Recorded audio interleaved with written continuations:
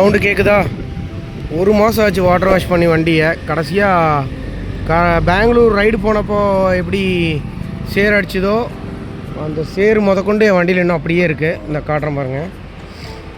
அதான் கூப்பிட்டு தமிழ்நாட்டில் ஒரு ஏஎஸ்எம்கிட்ட பேசி கம்யூனிகேட் பண்ணேன். லாங்குவேஜ் இஷ்யூ இதோ இந்த இதெல்லாம் கர்நாடகாவில் பேர்ன் அவுட் பண்ணினது தண்ணிக்குள்ளே. ஸோ அது அப்படியே இருக்குது. பெல்ட் இப்படியே விட்டோம்னா நாஸ்தி ஆயிரும். ஸோ வாட்டர் வாஷ் பண்ணிவிட்டு லூப் பண்ணிவிட்டு போகிறக்காக ஏத்தஸ்பேஸ் 4 வரையும் வந்திருக்கேன். வந்து வண்டியை கொடுத்தோன்னா ஓடோமீட்டர் பாட்டு ப்ரோ 10,000 கிலோமீட்டர் சர்வீஸ் பண்ணுறீங்களா அப்படின்னு கேட்டார். அப்புறம் நான் ப்ரோ கொஞ்சம் நல்லா பாருங்கள் அப்படின்னு. என்ன நல்லா பார்க்குறது அப்படின்னாரு. நல்லா பாருங்கள் ப்ரோ, அது 10,000 இல்லை 1,00,000 அப்படின்னு ஷாக் ஆகிட்டார். ஆமாம், I think very less than 50 vehicles தான் 1 lakh டச் பண்ணியிருக்கு ஏத்தரில். ஸோ அது பெரிய விஷயந்தான். 3 லட்சம் வெஹிக்கிளில் 50 தான் 1 lakh விட்டுருக்குன்னா அப்போ அது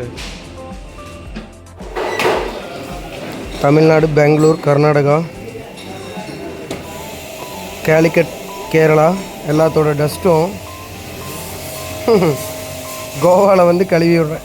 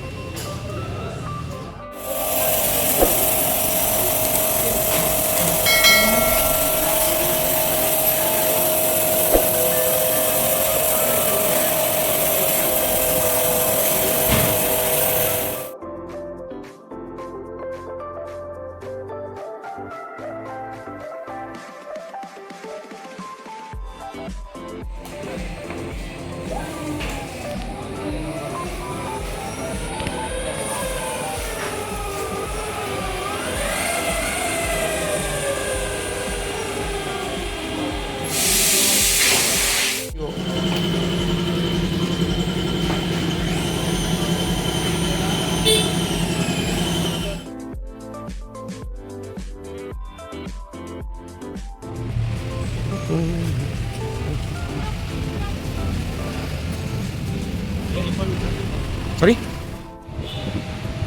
இதோ I think yeah sound is gone now. அந்த சத்தம் இப்போ போயிடுச்சு.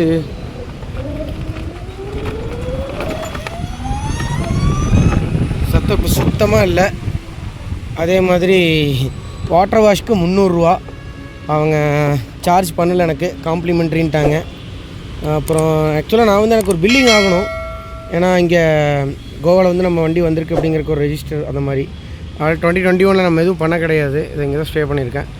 2021 எந்த ஒரு சர்வீஸும் பண்ணலை நான்.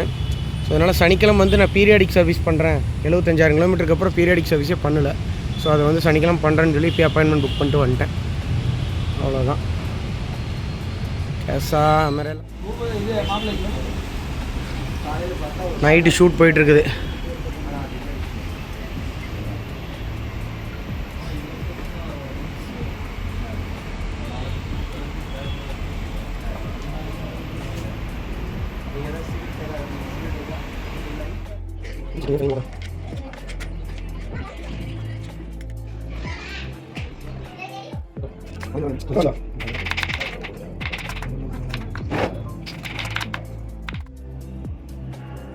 மொத்தம் 50 முட்டை.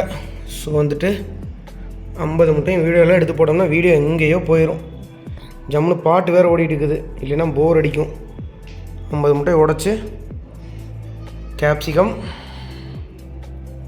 இது வெங்காயம், தக்காளி, அப்புறம் பெப்பரு உள்ளே போட்டு நல்லா கலக்கி பெரிய ஆம்லேட்டாக ஒன்றை போட்டு அதை 2ஆக கட் பண்ணி ஆளுக்கு ஒன்று கொடுத்துர்லான்ட்டு இருக்குது. Simple as that. Kick Pattas.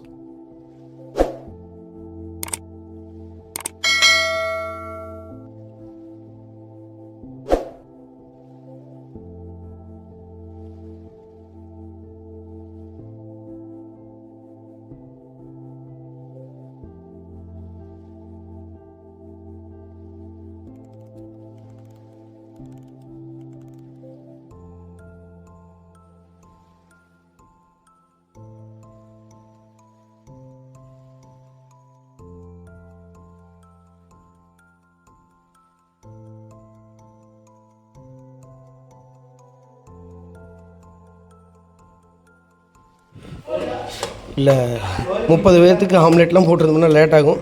So அதனால் ஸ்க்ராம்பிள் எக் பண்ணிட்டேன். ஆக்சுவலாக ஸ்பானிஷ் ஆம்லெட் தான் பண்ணலான்ட்டு இருந்தேன். அது பண்ணால் ரொம்ப லேட் ஆகுது. ரேஞ்சு ஒன்று தான் இருக்குது.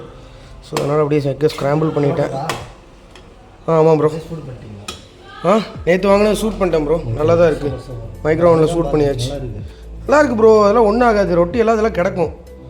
ஒரு வாரம் ஆனாலும் சாப்பாடு நல்லா கிடக்கும். பாதி ஆம்லெட் இருக்குது. அது அப்புறம் மதியம் வச்ச பருப்பு சுண்டை வச்சாச்சு ஜம்முன்னு.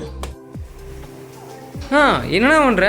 எங்களுக்கு மட்டும் முட்டை பொடி மாசு, உனக்கு மட்டும் இன்னும் ஆம்லெட்டா? வாத்தியா ஆம்லெட்டுன்னு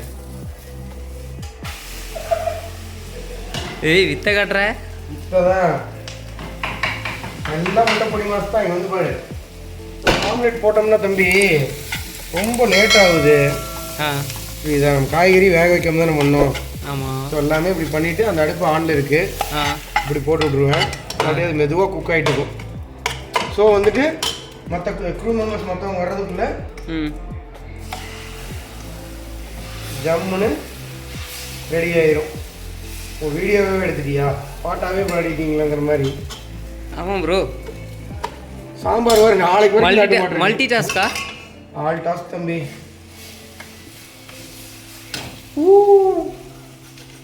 கட் மாடி.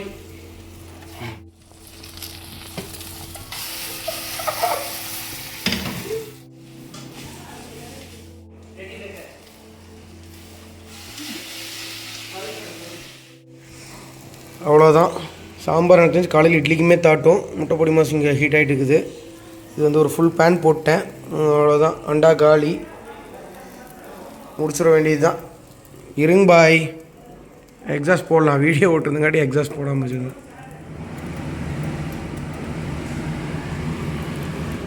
மத்தியானம் வச்ச சாம்பார் நல்லா கெட்டியாகிடுச்சு.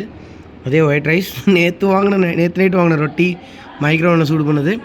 ஃப்ரெஷ்ஷாக ஸ்பானிஷ் ஆம்லெட்டை ஸ்க்ராம்பிள் பண்ணியிருக்கேன். Everybody set taste good.